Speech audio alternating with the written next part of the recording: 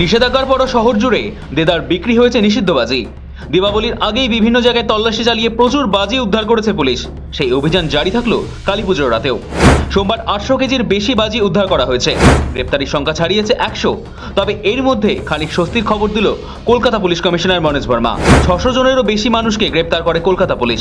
এর মধ্যে নিষিদ্ধ শব্দবাজি ফাটানোর অপরাধে গ্রেপ্তার করা হয়েছে 183 জনকে। বাজেয়াপ্ত করা হয়েছে প্রায় 852 কেজির বাজি। গ্রেপ্তারির জন্য বাজির ওপর নিয়ন্ত্রণ অধিকাংশ সম্ভব হয়েছে বলেই মত পুলিশ কমিশনারের। এদিকে অভব্য আচরণ ও জুয়া খেলার অভিযোগেও গ্রেপ্তার করা হয়েছে অন্তত 50 জনকে। মঙ্গলবার সকালে সাংবাদিকদের মুখোমুখি হয়ে সিপি মনোজ বর্মা জানিয়েছেন, ধৃতদের বিরুদ্ধে ওঠা অভিযোগ খতিয়ে দেখে আইনানুগ ব্যবস্থা নেওয়া হবে।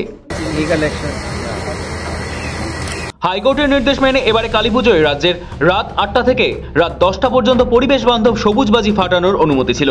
স্পষ্টভাবে জানানো হয়েছিল শব্দবাজি সম্পূর্ণ নিষিদ্ধ, কিন্তু বাস্তবে সেই নির্দেশ অনেক জায়গাতেই মানা হয়নি। রাত বাড়তেই কলকাতার আকাশে শুরু হয় শব্দবাজির তাণ্ডব। কোথায় কত বিষ, সাধারণভাবে বাতাসে কতটা বিষ মিশেছে, কতটা দূষিত হয়েছে সেই ইঙ্গিত দেয় AQI বা এয়ার কোয়ালিটি ইন্ডেক্স। কেন্দ্রীয় দূষণ নিয়ন্ত্রক বোর্ডের মাপকাঠি অনুযায়ী বাতাসে AQI যদি 0 থেকে 50-এর মধ্যে থাকে তবে তা ভালো, কিন্তু এই সংখ্যা যদি 51 থেকে 100 গণ্ডিতে ঢুকে যায় তখন পরিস্থিতি আশঙ্কাজনক। 100 থেকে 200-র মধ্যে থাকলে দূষণের মাত্রা মাঝারি হিসেবে বিবেচিত হয়। 201 থেকে 300 হলে তা খারাপ, 301 থেকে 400 হলে খুব খারাপ এবং 401 থেকে 450 হলে ভয়ানক। আর এই সংখ্যা যদি 450 পেরিয়ে যায় তাহলে পরিস্থিতি অত্যন্ত ভয়াবহ। কেন্দ্রের তথ্য অনুযায়ী সোমবার রাত 12টা পর্যন্ত ভিক্টোরিয়া সংলগ্ন এলাকায় AQI ছিল 227, বিধাননগরে 190, বালিগঞ্জের বাতাসে গুণমান ছিল 166, যাদবপুরে 198, রবীন্দ্রভারতী সংলগ্ন এলাকায় AQI ছিল 134 ও বেলুড়ে 166।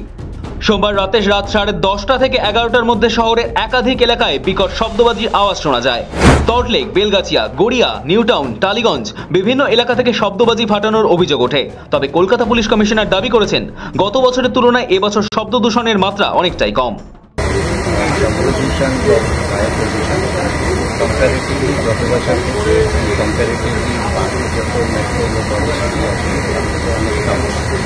সোমবার অনেক রাত পর্যন্ত বাজির তাণ্ডবে কলকাতায় কোথাও কোথাও AQI 400-তে গিয়ে দাঁড়ায়।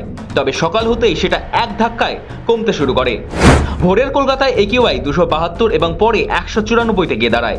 পরিবেশ কর্মীদের মতে এবছর গত কয়েক বছরের তুলনায় দূষণ নিয়ন্ত্রণ অনেকটাই বেশি পরিমাণে সম্ভব হয়েছে।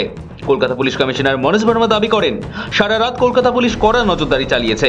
তার জেরে গত বছরের তুলনায় বাজির দৌরাত্ম্য অনেকটাই কম ছিল। সৌভিক সান্যালের রিপোর্ট, সময় কলকাতা।